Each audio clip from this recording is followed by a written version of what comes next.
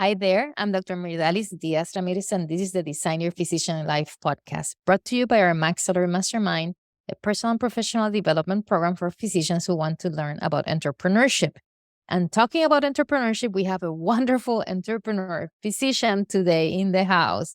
This is the famous Dr. Una. She's going to be talking to us about entrepreneurship in times of great shift. Are you ready? Let's go. Welcome to the Design Your Physician Life podcast, where you will get excited about being a physician, learn the tools that can help boost your success, and great tips from successful doctors. Join us to unlock the keys to an amazing physician life. And now, here's your host, Dr. Myrdalis Diaz-Ramirez. Hey guys, look who's here. Dr. Una, finally. Not that she hasn't been here before. Welcome. Good morning. How are you? I am doing great. Thank you so much for having me on the show. I'm looking forward to this conversation. So this is our third and last attempt at these conversations that it goes live to you somehow. So we're very excited to have you. Let's talk a little bit about what you've done before. You know, everybody knows you're a board certified pediatrician. You founded the Ivy League Pediatrics in Atlanta, which you still, have right now. You graduated from the Nigeria College of Medicine, which is going to be important for the future here in our conversation. And then you had your residency in New Jersey before you went on to do your practice. You've, opening your practice, you developed these entrepreneurial skills, and now you have been sharing that and more with your community. EntreMD Business School, you have a podcast, you have a community of physicians that you help them with their personal brands across the universe. You have this goal of helping 100,000 physicians, and we'll talk a little bit about that. And you've been featured in Forbes and as a member of the Forbes Business Council. So you've helped doctors all over the world leverage entrepreneurship and build lives they love. So that's a lot there, right? That's a lot, and you make it sound really good. You keep talking like that, we'll have to be best friends forever. Yeah, well, you're here recording with me on a special time of the day and the week. So I'm very excited about that. So today we're gonna talk about different things. Guys, why do I say 3 times? Because we've recorded podcasts. This is our third time, and we've had basically some technical issues that eventually, despite our best attempts and our best, interviews, didn't happen. So anyways, let's turn on some lights here and off we go. So today we're going to be talking about your life and how you've been helping physicians and everything. I also want to interview you with as if different personalities were interviewing you, other than, other interviews that you might have had. But before we do that, let's go and talk a little bit about when we had this conversation about your books. One of the things is that, you've written already at least 2 books that have been published and physicians are using all over. These books, we then talked about making them audiobooks, and then we talk about your heritage. So let's talk about the process of an audiobook for those who want to build an audiobook, right? And then how you felt about your reading when you were reading your book. Yeah, so with the process I use for my book, a lot of it I use a team, right? And so for the audio version of it, it was really come to the studio and you're gonna come for 2 days and record the book, right? And so, I got over there kind of like with podcasting and all of that. It's just that on the other side, I had the people who are going to edit the audiobook on the other side of the wall, if you will, or the glass, if you will. And I remember I started reading the book and it dawned on me that there was a little bit of a complication. And that's because I was born in the US. I spent half of my life in Nigeria, and Nigeria was colonized by the British. And so what that means is I have an American accent, a British accent, a Nigerian accent, and words. I spent 20 years in Nigeria, so words are spelled differently, they're pronounced differently, and all of that. So it just became very fascinating, right? Because then I'll read out a sentence and read out a word, and then they'll stop me and like, can you say that over again? You will not believe it. Calvary, I probably said that like 700 times. And they're like, well, this is how it's said. I'm like, but this is how I've always said it. It was just fascinating. But, but I thought that was very, very interesting to hear all three accents as I tried to read the book. So at the end of the day, which accent predominated? Which accent ruled your book reading? I don't know, because it's a very nice blend, so it's all in there. It is what it is. It's funny to me because, I just can't fake it for more, I can try, and this is me, right? I cannot have anything else other than this Puerto Rican accent that has been here for over 20 something years in the mainland. And it is what it is. You get what you get. And if you're going to get entrepreneur or cavalry, like that's it. It is what it is. And I think what's funny for me is that having grown up in multiple places, I never really picked up languages. That's the funny thing. I pick up accents. So I would go to the UK, and then I'm like, oh, I think it's about time I have my cup of tea, right? And that's what I walk away with. And then I go to Paris, I won't pick up any French words. I will pick up the way the French people speak English. It's so weird. So anyway, but that's just a weird thing I do. So one of the things that it doesn't matter, where your accent comes from, your message has been the same for physicians, right? And it's loud and clear. You guys, entrepreneurship helps you. Entrepreneurship helps you achieve freedom, emotional freedom, and it frees you from burnout and all these things. So that is clear. Doesn't matter if it comes from Nigeria, from British accent, from US accent. That's what we're here for. And one of the things that as physicians we tend to do, because it's the nature of being a physician, is that we are trained to be a physician and we stay with physicians all our life, and then that's how it goes. And we are in this lane without really opening to the world. One of the things that we have to do as entrepreneurs is definitely mingle with other people to learn from others. Where do you get your knowledge that's not, in medical conferences and in the hospitals or with the clinics and patients? Where else do you go so that you can bring that knowledge to your EntreMD business school? Well, so the first thing for me is I grew up in a home with two, doctor parents. So my dad's a surgeon, my mom's a clinical pharmacist, a PharmD. And I noticed this early on as a kid that it doesn't matter where they start the conversation from, it always ends up with the patient, right? Oh, and I saw this fascinating patient, or this happened, I read this article, and all those kind of things. And so I remember being a little kid, I made a decision like, I am not going to be married to a physician. I'm going to be married to someone who, when I talk about what I do, they're like, huh, what? Like completely confused. So I can have this very different, and broader, approach to life. So I remember making that decision as a kid. So I've always been fascinated by the world outside of medicine, even though I was in medicine. And then I went on to hear somebody say that innovation is not really doing new things. It is taking something that is working in one industry and another industry and bringing it into your own industry. And I was like, wow, I can be like unbelievably innovative if I just spend a lot of time outside medicine and just observe what is working. So that kind of made me a student of business. I study all kinds of, like I study coaching, I study product-based businesses, I study all kinds of service-based businesses. I pay attention when people are selling businesses, what made it work, but like even from social media posts.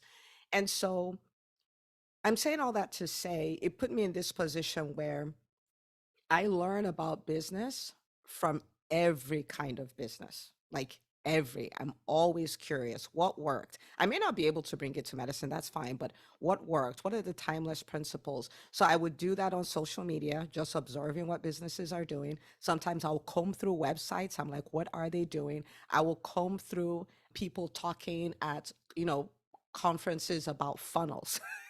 And I don't necessarily do funnels, right? And I'm like just trying to get like what are those principles that are working. I've been to, Grant Cardone's, conference. I've been to, conferences where there are no physicians at all. These are pure business conferences. And I'm okay being uncomfortable there. right? Like maybe they're talking about a lot of things that I don't know, or they're completely new. So it's uncomfortable. I feel like, wow, I'm back in school and stuff like that. I'm very comfortable being there because I'm like, out of this discomfort, all I need is one or two great ideas, So I'm on a lot of them. I listen to a lot of like pure business conferences that have nothing to do with medicine. I probably spend more time in the business world than I do in the medical world. Yeah, that's something that if you're an entrepreneur, you really have to expand. And that sentiment or that expectation basically of going to one conference, just getting one or two things is something that is very common in entrepreneurship. Like when we go through medicine, like we have to learn it all and absorb it all and do these things. But there's some simplicity to it in that sense. There's obviously a lot of complexities to entrepreneurship. And the other day I saw this question about, what's more difficult, going to residency or entrepreneurship, like, or to going to medical school entrepreneurship. And I'm thinking like, well, medical school was difficult. You had to absorb a lot in a short period of time, but entrepreneurship, if you're involved in entrepreneurship, like it's for a long time, like that's a lifelong thing. And then you have, and in both ways, a lot of people depend from you. But in entrepreneurship, there you go, and this time I'm going to dedicate, I'm going to just learn like this one thing, and I'm going to bring that to the business, and then you do your testing and see if it works, and then how you modify, and then you try, and you go through the trial and error process where you don't necessarily have that in medicine, where you have, like the see one, do one, teach one type of thing. It has to work when it's done. So that's talking about innovation now a little bit. Let's move on to 2023. We've had a lot of things, in artificial intelligence coming through, and it's going to be quite the shift. We're certainly concerned that not many are ready for this, not only about implementing simple steps and tools in their businesses, but how the shift is going to be probably for business, not only for medicine, but for the whole world. And in our case, we deal a lot close to physicians specifically. You are connected to many physicians. Have you seen any trends there with physicians in the way that we're thinking, or do you have any concerns about the ways that we're thinking regarding the impact that artificial intelligence is going to have in our industry? I have a lot of concerns about the physician community, and I think it stems from the fact that we're not. When I say we, what I mean is the vast majority of us are not really aware of the level of disruption that we're currently in. Like, we're not aware of this disruption before COVID, right? And you know that if anything, COVID has kind of accelerated everything on every side. And throw AI on top of it, it's like, it's a wrap. So I think there's not the awareness of the level of disruption happening. There's not an awareness of the level of disruption coming. And so we're not preparing, right? Correct. Like, I remember in 2016, when my whole journey with, wow, if we stay the way we are, we're in big trouble. I remember when that awareness came, my slogan became adapt or die.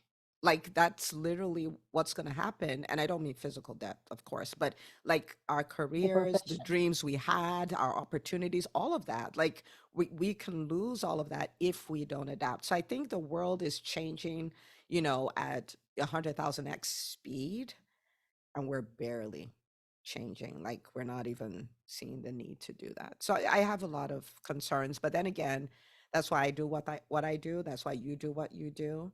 And I think part of our job is to work with as many people as possible who are open to it, so we can create all these examples of what is possible, right? Because that's what we need in the physician community, from my perspective, is we need examples. The more examples we have, the more aha moments the majority will have, and the more people are like, oh, okay, I can do that too.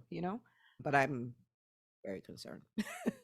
Me too. I see ourselves as connectors. We're trying to connect physicians to opportunities and open their minds because, it's great that we've dedicated our lives to gather all this information so that we can translate that into patient care and be there for our patients and everything. But in doing so, unfortunately, many things, quite a few things have happened. For example, we can say that just for an advocacy point of view, like I think the best advocates for patients is physicians. However, we have given away so much of our things that we could do for leadership in our profession. Our profession is not any longer really led by physicians.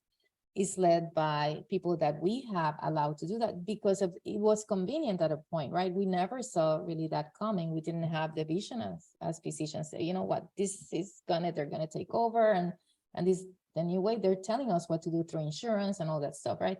And then we don't have we're really very individually trained. So you're here, we're competing against each other. We're not necessarily, our teams are not teams like of physicians. Our team is where there's one physician and many other people. And now, right, our team physician was here and then it's coming down.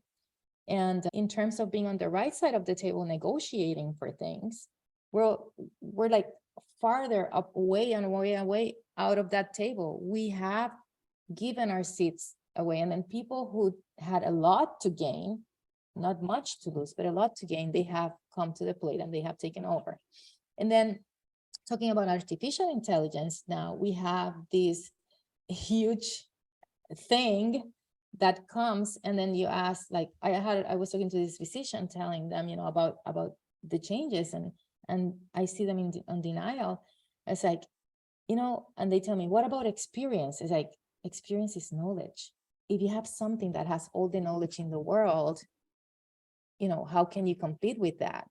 And then it comes compassion. And then there's these exercises that people are doing where you have, okay, take care of this patient, right? And you have a machine and you have a physician, and you ask, so who was the physician there and who was the machine?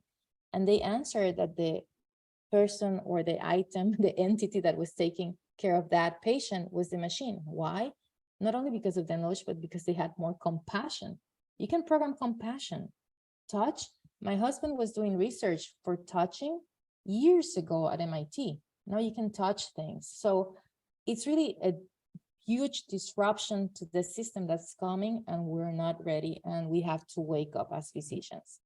We do, and the thing is that we've been here before, right? We've been here where we're like, yeah, CVS will never be our competition, or even if it's competitions for primary care, it's not going to get to surgery. Like we've made this mistake before, not long ago, like recently, where we saw a threat and we didn't pay attention to it, and here we are, right? And so it's kind of like, let's not do that again, and but we'll get it right. I think there are a good number of people screaming, so we'll get it right.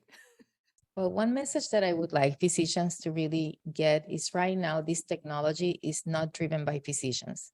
It's driven by business people and it's driven by technology people. And if you take a look at the example of Facebook, where they programmed Facebook, and now there's an algorithm that's actually running on its own, where they cannot even control at times. They don't even know where the program is coming from, where you have people being divided, right? Not necessarily being guided by what's the best for the community, for the world. People being divided by this algorithm that was created not by a sociologist, not by a psychologist, not teams of psychologists. So the same thing is happening here, where we have people, going for a buck. They can do this, so why not? We don't have regulations in place. Legislations are like way too far behind. So as physicians, we really need to be involved in all the stages of artificial intelligence right now development.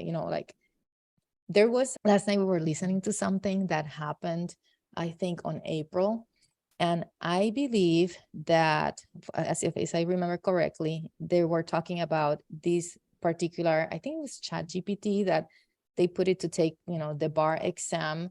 And then it gained 10% of the time or something like that, or over 10% of the attorneys. 1 month later, it did it over 90% of the attendees.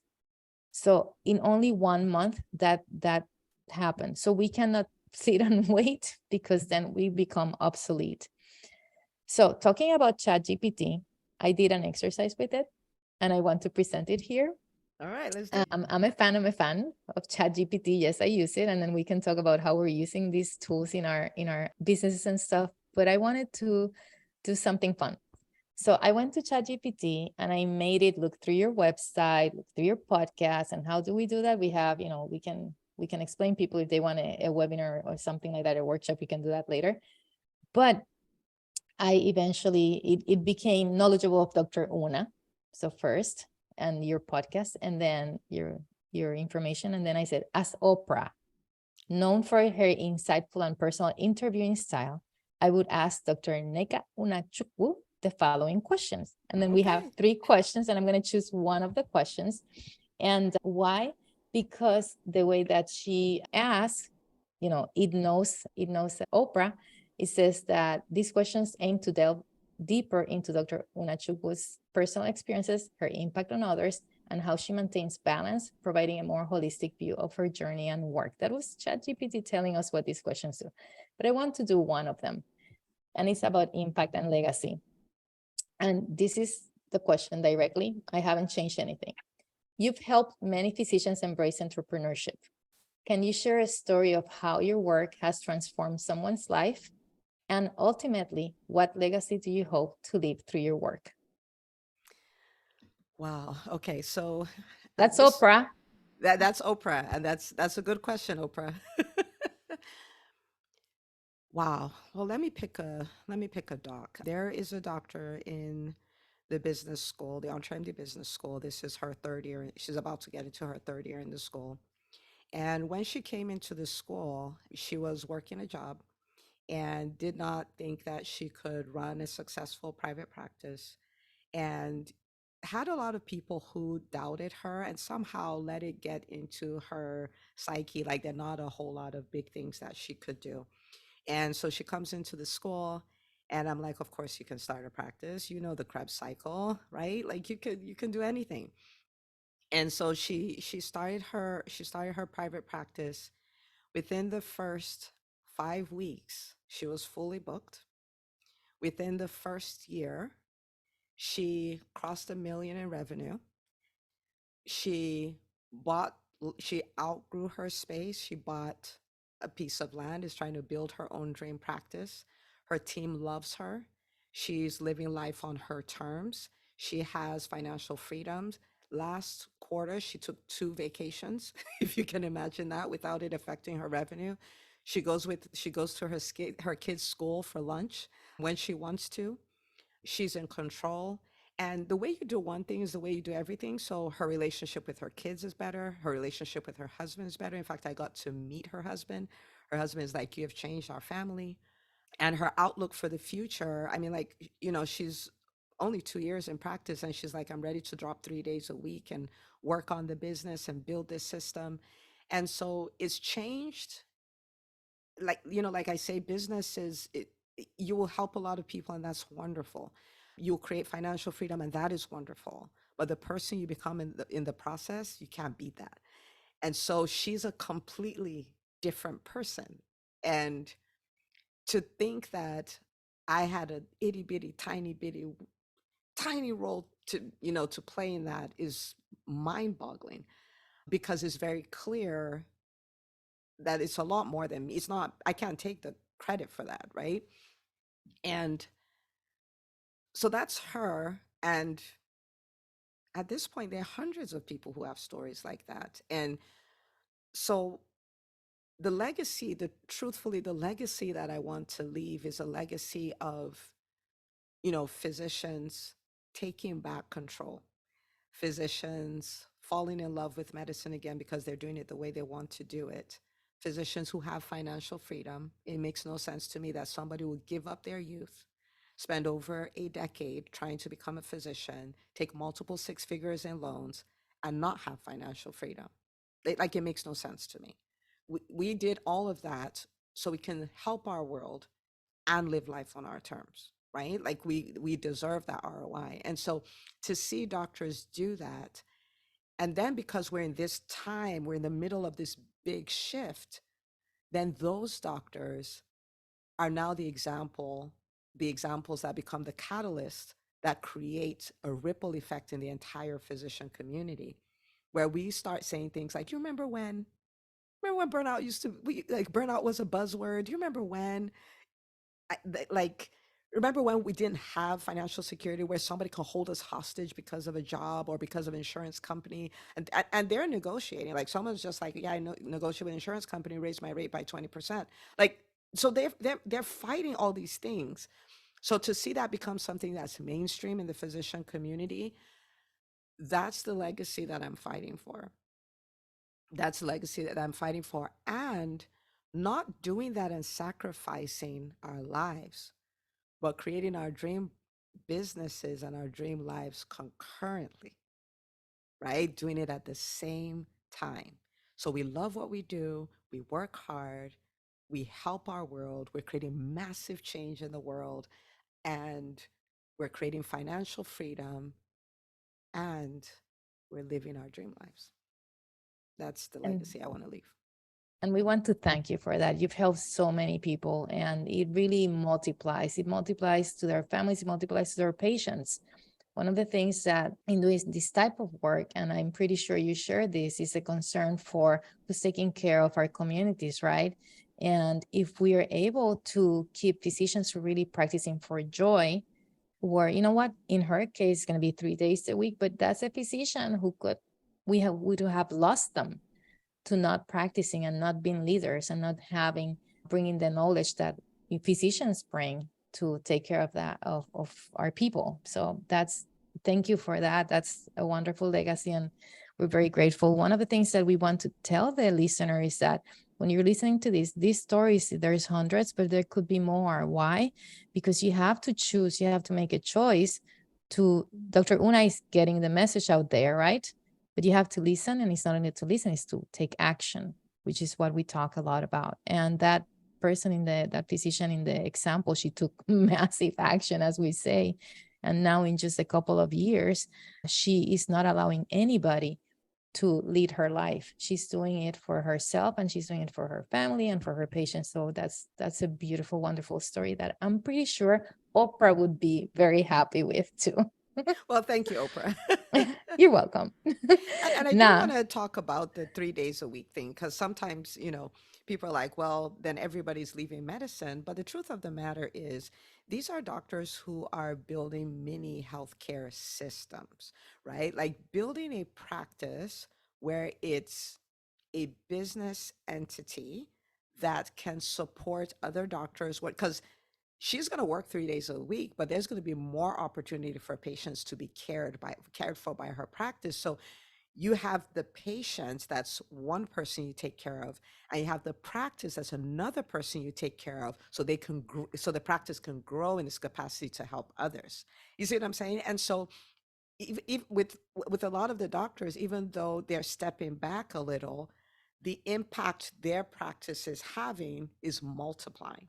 And we can do that, but we have to learn how to run businesses in order to do that. And I think one of the big effects that's happening too is probably, I haven't seen numbers related to this, but I would guess that medical errors are less on those practices because the physicians are well rested, they're more focused, they're happier when they come, their staff is more responsive, they're paying more attention to what's happening there. And they're, as you say, they're able to bring other physicians to those practices, not necessarily people who might have a different training. So it's a win-win-win-win-win all over the Yes. place. There's no win-win. It's like it's a win-win to the square, to the third root. Okay, so I have another guest today, and this is more business oriented, like straight down to business. So Elon Musk is going to talk to you now. So Oh, wow. as Elon Musk, known for his innovative thinking and focus on future technologies, I would ask some questions, and then those questions aim to explore your insights on innovation in healthcare, the challenges of physician entrepreneurship, are your vision for the future of the medical field. So let me see. I think we talked about this a little bit, and it was a question that he posed. So future vision. Looking into the future, how do you envision the role of physicians changing with the advancement of technologies like AI and telemedicine? How can physicians prepare for and adapt to these changes? Yeah, I think, it has. So when I was in residency, the outlook of a physician was patient care by me putting hands on the patient, the end. Like that's kind of what we did. The evolution required is we steer away from I take care of patients by putting hands on the patients alone to I take care of patients by having a stake, by being a leader in the healthcare space. Like we have to think beyond just what we do in the exam room. I'd really like for people not to hear what I'm not saying. I'm not saying we all leave the exam room. I'm not saying there's anything wrong with the exam room, but that is one component, right? That's not everything. And so it's kind of like we have to rise to the point where we are influencing the system. We can't just be in it. We have to influence it. Now, for some people, that will look like leadership, right? Like, why are we not the ones leading, hospitals or leading policy or there's leadership and we're required to be represented there. We did the most training. We gave up the most. We have the most knowledge. We have the most experience. And that's not to say we don't play. There's no team approach and all of those things. But for the people who are have the most expertise to not have a seat at the table and not have their voices heard is hurting the system. So I can see patients and I can be a leader. For some others, you alluded to this, they will be the advocates. Somebody needs to be there. Somebody needs to do that, right? So there's the advocacy, there's the leadership, and then, my zone is there's the entrepreneurship. People say business destroyed medicine. I think doctors not engaging in business destroyed medicine, right? Because we live in an economic space. We live in an economic world. Like you can't take the economics out of it, right? It exists there. But when you have economics, you have profits leading patients, then that's a disaster, right? But we will always put patients before profits. That's the way it should be, but we need both. And so when we get into that space where we understand business, we are building business, we are involved in big businesses, then it puts us in a position where we can influence all of that, right? Like, because at the end of the day, it all comes to influence. In the positions where the influence is happening, we're not there. We're not the entrepreneurs, we're not the leaders, we're not the advocates. That's the problem, right? So AI is wonderful, but AI without a soul, AI without patience first, that's a disaster. But who's going to do that? That's our job. And sometimes I think of it this way.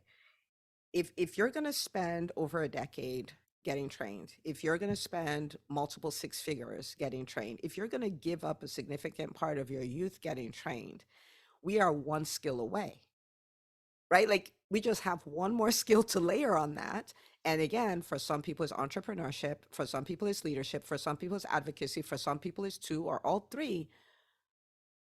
But in order to use everything we've trained ourselves to be, in order to use all of that, we need one more skill. We do. And it's time to go after that. It's time to embrace it. It's time to look at the people who are making decisions and not saying, oh, that CEO who made whatever, whatever, but to say, why can't I be that CEO? Why can't I be on that table? Why can't I have that spot? Right? And sometimes people are like, well, but that's such a big thing. Being a doctor is such a big thing. Like when you think about it, right? You think about the pimply teenager who stands up and tells the family, makes the big announcement, I'm going to be a heart surgeon. Think about how ridiculous that is. Like, I'm going to crack chest open, bring out And hearts, everybody work on them, celebrates. and everybody celebrates. And so I'm like, it's time for one more ridiculous dream. Why can't I be the CEO? Why can't I be in Washington? Why can't I be making the decision? Why can't I build a wildly successful business that I can negotiate with the insurance companies because it will hurt them if I say I will no longer see your people? Like, why can't we do that? We can. We absolutely can. And it's time for us to take the reins. We can't roll over and play dead anymore. We can't wait for a Calvary. We Yeah, can't. We're it. we Nobody's cannot coming to save complain. us. Mhm. Like the complaining and complaining and complaining, and they're doing this to me, they're doing this to me. Right now, nobody's doing anything to you. It's like you're the one who's choosing not to do anything for yourself right now at this point. And it's really an emergency. It's not something to take lightly. And as you say, there's many areas where physicians can go. You can go, and you're not going to be the CEO of a big huge company tomorrow, but you can start like by learning how to communicate with business people today, which is a big huge gap that we have in medicine, because we go and we're there like the captains of the ship from the first day, knowing nothing about communication or team or leadership or anything like that. So if you learn that today, then maybe, in a few, some time later, then you can be CEO. But it's something that you have to intentionally go ahead and do right now, in terms of, get curious, or at least, oh, I don't know about AI, or refusing to learn about that. It's like, dude, like if you don't learn this thing today, you're done. And it's not only learning about a user, it's also learning about developer, or where can I, in all these, in all this continuum of artificial intelligence that's coming, where can I work? Can I be, as you say, a leader? Can I be somebody advocating whatever it is in our communities, in social, in Washington, or whatever it is? Can I be one consultant for these companies in my specialty, that they're making these products, to make sure that there's ethical use, that there's appropriate use? Because one thing that you said, that we put patients first, and people have to understand, like reading about, and that's the third guest that we have today, reading his book, Simon Sinek's books of the infinite game. People are on this for the finite game. People are on this to design a product, to sell, and make that big juice sell, and make the money. They're not thinking about the physician, the physician, they're not thinking about the patient necessarily. They're thinking about, okay, this tool sounds so cool and sounds so great, and I'm pretty sure I'm going to make tons of money when I sell this thing. But they haven't necessarily thought through all the process, and how it's going to be used and all implemented and all these things. And we've seen this through years, when technology comes, but we had the luxury of time before. Right now, I don't think we have the luxury of time. So We don't. yeah, yeah, We don't. I thought we were in an emergency in 2016, which was 7 years ago. correct. I started screaming from the rooftop 7 years ago. So we don't. Yeah. So, hopefully, they're listening to this thing. And then let's get our third guest here. It's Simon Sinek, right? I love that book. If you haven't read that book, Infinite Game, go ahead, you guys, and look at it. And then, as Simon Sinek, known for his focus on leadership, purpose, and the why behind our actions, I would ask Dr. Una the following questions. And then those questions aim to delve into Dr. Una's motivations, her views on leadership, and the role of purpose in the entrepreneurial journey of physicians. So we have 3 questions, and I'm going to choose one of them. Let's see here. I think that we've answered some of these things already for them. So let's look at purpose and impact. So how do you help physicians find their own why in their entrepreneurial journey? Can you share a story of how aligning with their purpose has led to greater impact in their work? So the starting point of that really is that in my containers in the EntreMD Business School, we do not have a recommended type of business, right? Like, so we don't say we're all private practice, or we're all direct primary care, or we're all coaches or speakers or event planners. I'm like, whatever you want to do. We're just going to build a business system around it. My philosophy is, in high school, you didn't have a choice. You had to get certain grades because you knew you wanted to go to pre-med. Pre-med, you didn't have a choice. You had to follow the yellow brick road to get to med school, to get to residency, to get to fellowship, and all of that.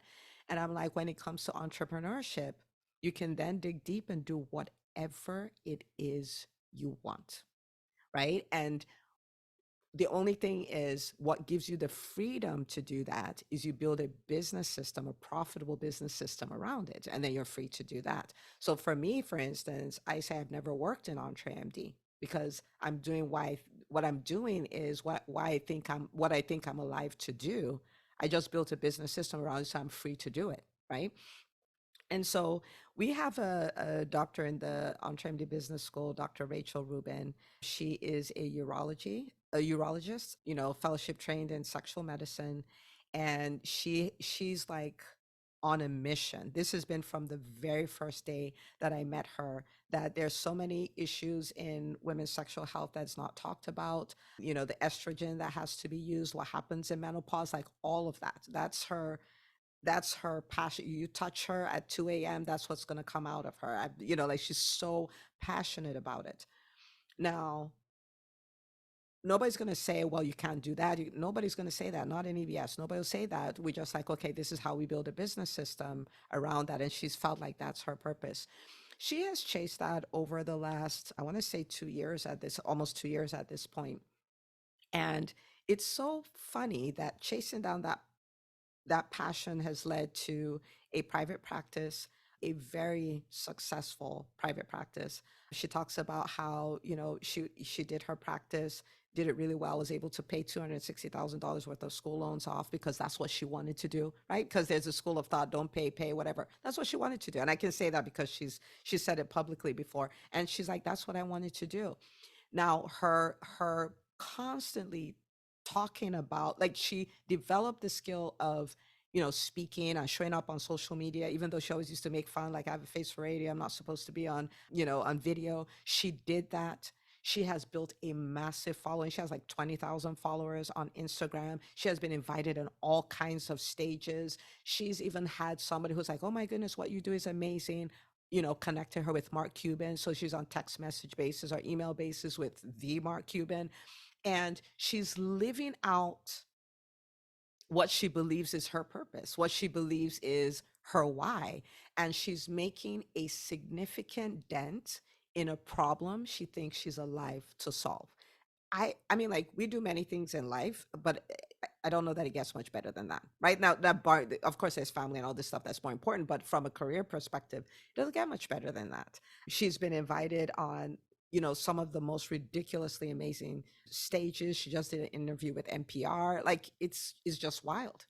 And all she's doing is shouting from the rooftop to fix a problem she believes she's here to solve. It's insane. Well, the way that you put it, and you said it to yourself too, about yourself in terms of finding your why. It's like, it's solving the problem that you believe you're here to solve, that you're alive to solve, that this is your life, that if you don't do this, like, what else are you going to do? So that doesn't get any better than that, right? This is your purpose. So that was Simon Sinek. You talk about this word, which was the buzzword sometime before, it was physician burnout. And it's still a problem. So physician burnout is a significant issue in the medical field. How do you address this in your coaching, and what strategies do you recommend for physicians to manage stress and avoid burnout pursuing entrepreneurial ventures? Amazing question. Okay, so this may get a little tactical, so let's run down the list here.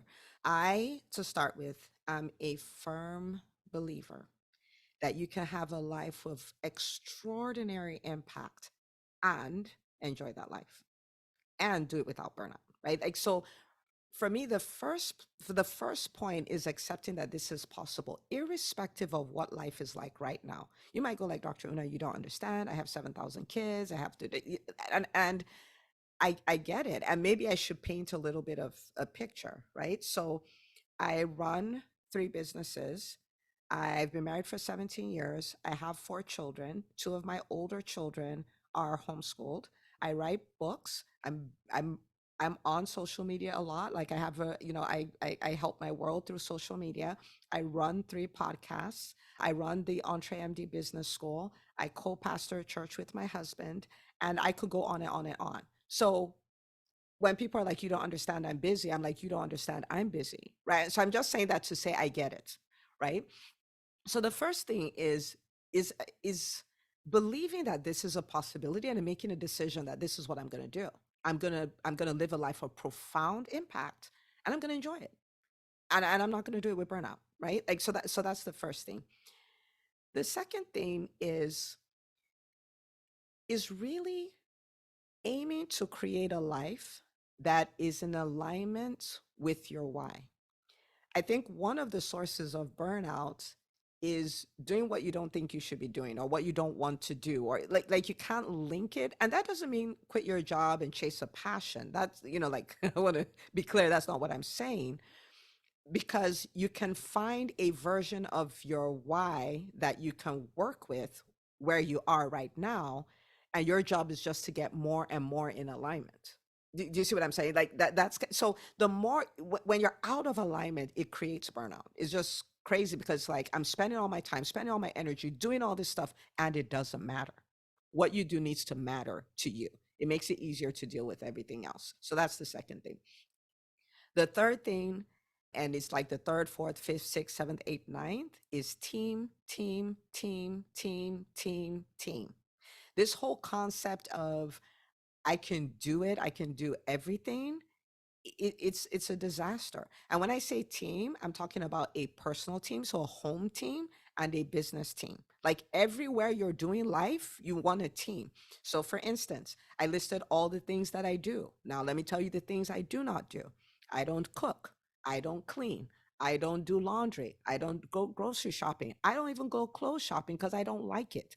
If I have an event, my team goes, they get all the outfits I need, they bring them. I'm like, lovely. Sometimes I don't even see it till the morning I'm supposed to wear it. Like, I don't do any of those things. I have teams who do all of that. When I had my fourth kid, I was like, been there, done that, have 10 t-shirts. And I mentor a lot of people. So I was like, you guys go make a roster so you guys know who's with the baby at night. I'm going to bed. I was up with that child 9 nights. That was it. The rest of it, I was like, if you need me, call me.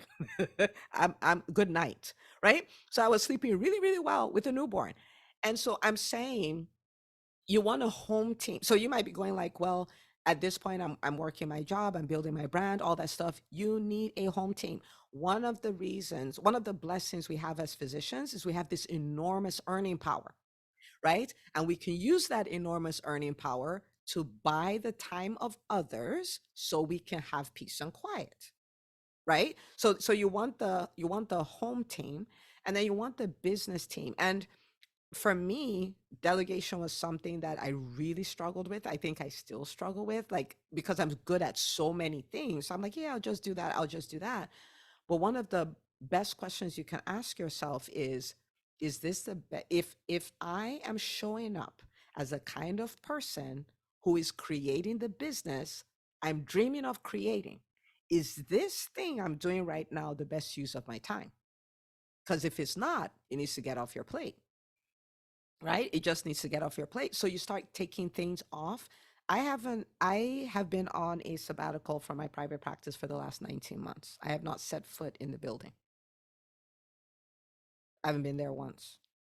And that is delegation at its finest. That is leading through a team at its finest. Because if you're going to do greater things, you're going to have to give up the great things so you can do the greater, right? Like you can't keep aspiring and adding on things without taking things off.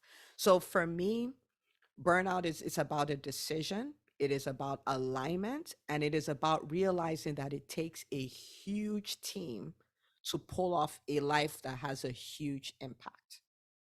So you can Delegating go on there, and as on, you but say, no, it's amazing. And that, that's so true in so many ways. And I see, like, challenges that we have as physicians to be able to achieve that degree, for example, with the kid, feelings of guilt that you have to let go, or this with your practice not being there for 19 months, like these feelings of, oh, I nobody can do it better than I can, or nobody will care as much as I can. It's like all these things can be taught so that you can really achieve your dreams. And it's not that, it depends. I would personally not delegate the shopping of my clothing just because I truly enjoy it, I have to confess. But I don't for the rest, recommend you delegate it if you like it.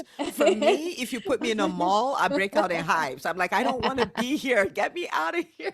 no, I'll enjoy that part. I won't delegate that part. I have to confess, the kitchen is not my forte, and that's not something I really enjoy. But that's the truth. If you see, some years ago, especially at the beginning of COVID, we created this group called Women Physicians in Pain Management Investments. And it came out of the question that some physicians were asking, so, how is it that these guys are doing it? How are these guys making it? And then I said, let's find out, because, why are we asking if we don't, if we have the questions, let's just answer it. And bringing them to the group to answer these questions and everything, they all had their teams, right? They had their teams at home. They had, I'm not telling you not to raise your children, right? But these guys, these men, they had very little to do with that whole process of home.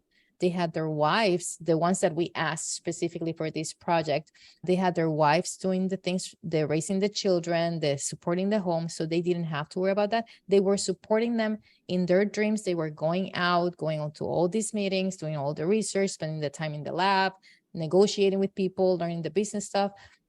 So it was, and then you ask them about their companies and everything. It's like, well, yeah, they have their teams in the companies the same way, like, you've been able to do. And that's how it gets done. That's how success happens, when you really recognize, and then you're able to communicate and change your hats, from one side to the other, and do that. So Do you have, I want to say this just because I, as a mom, as a younger mom, I dealt a lot with the mom guilt. And I want to put some things in perspective so it doesn't get lost in the communication. Now, to start with, I've been an entrepreneur for 14 years at this point, and I talked about how it was hard, to delegate. I am not willing to build a business that will sabotage my family in any way whatsoever. Like, I'm not willing to give up my family for a business or for any kind of success. And so, in that feeling, as a listener, you're not wrong. Like, no, I I want my family, but you then have to decide, what does that mean, right? So for me, I don't have to cook for my family to be successful. I do need to spend time with my children. I do need to be there for them. I do need to make sure they learn the skills. So, for instance, I don't cook, I haven't cooked in years, but my sister loves to cook and bake and garden and do all these weird things. And so I send my kids to her weeks at, like a week at a time, go spend time at Auntie EJ's house. And then I call her. I was like, okay, lasagna and jollof rice and all these things. She needs to learn how to cook it this time she's at your house, right? Like, so I get them the training they need. I don't have to do it, right? The things I've learned as an entrepreneur, I was like, I learned this as an adult, but you can learn it as a kid, right? So I take the wisdom that I have and I install it in them, right? So I'm hands off in a lot of things because to me that doesn't matter and I don't like doing them, but I'm very hands on with my family because I've defined what being a successful mom means. It means that I set them up to succeed in life. I set them up that they know there's somebody, that they have a family that has their back. I set them up so the faith I have, I can install it in them. That's what's important, to me. So you define what that is. You can keep the core and you delegate the rest. There's some things that are the core that other people can help you do. Let them do that. So having your family as number one is a very noble, very, very noble thing. And I've kept it that way. In the beginning, I was away a lot, right? Because I was starting to practice. And funny enough, we're starting to practice and in church at the same time. So, I was away a lot. But now I get to homeschool my older two. Now I get to take them on business trips with me. Now in the morning, I can decide for first period, we're going to take a really good book. 10x is easier than 2x, and we're going to workshop the book. Like, I can do all kinds of things with them. I understood it's going to be a 2 or 3 year period where I'm going to be away a lot. Oh my goodness, you're going to get a whole lot of me after that. So there's a dance to it. I just wanted to throw that up there. yeah, that's certainly something very important as women physicians. I have to tell you personally, I didn't potty train my kids, and it's something that they truly will not remember. So at that time, for me, the priority was, to build our clinic and do all that stuff. And I was away a lot and tons of nights that I wasn't there. But when middle school came, we made changes so that then we would be there. And even through elementary school, we never missed anything that we knew about that was happening at school. Didn't matter the middle of the day or outside the day, like that time, that's we wanted them, and they remember that.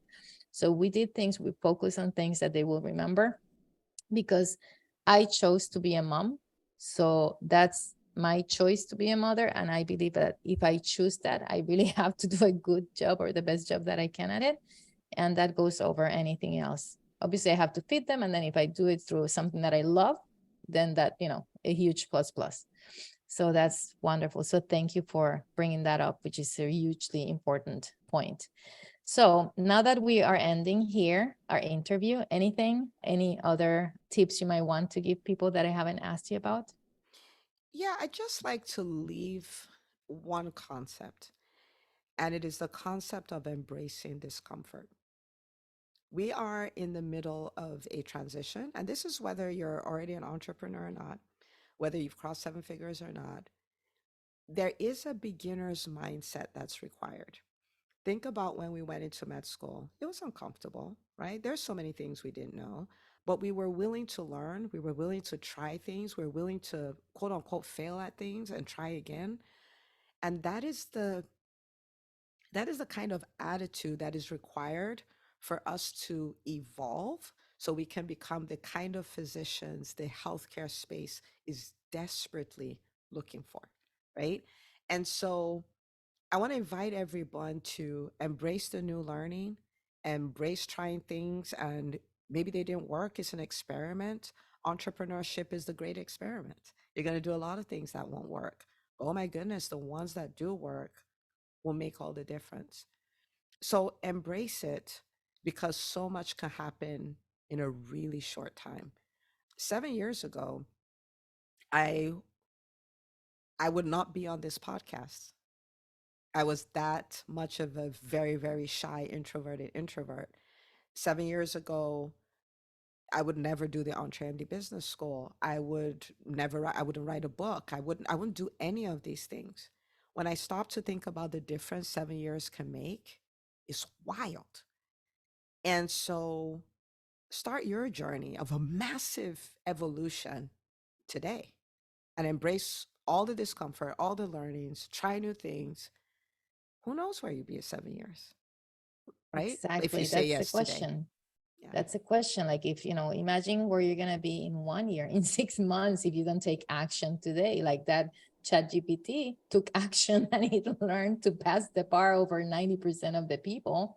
So where are we going to be, right? So thank you for being here today. You're wonderful, gracious guest to our podcast in that third time. I think third time's the charm in this case. And I really enjoyed your company and your insight, your knowledge, and with the work that you're doing for medicine, for our patients, for our community. So thanks again.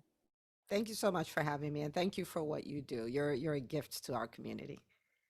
Well, guys, that was it for today. I hope that you had as much fun as I did with Dr. Una. You can actually find her through her website, EntreMD, ENTREMD.com.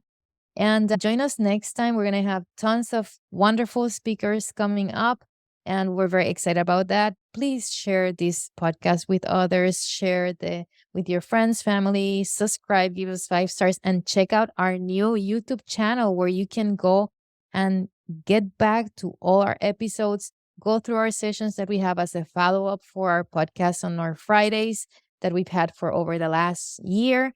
And you can learn more and really become involved. Check out our website too, maxallure.com, maxallure.com, if you want to work with us. And I hope that you have a wonderful day. See you then. Bye. Please remember that Design is not providing specific financial, medical, or career advice. Our only intent is to stimulate your appetite for growth by sharing our experience and those of our speakers, coaches, and guests. Your personal growth and success will be unique to your circumstances and your hard work. We sincerely hope you enjoyed the show and look forward to seeing you next week.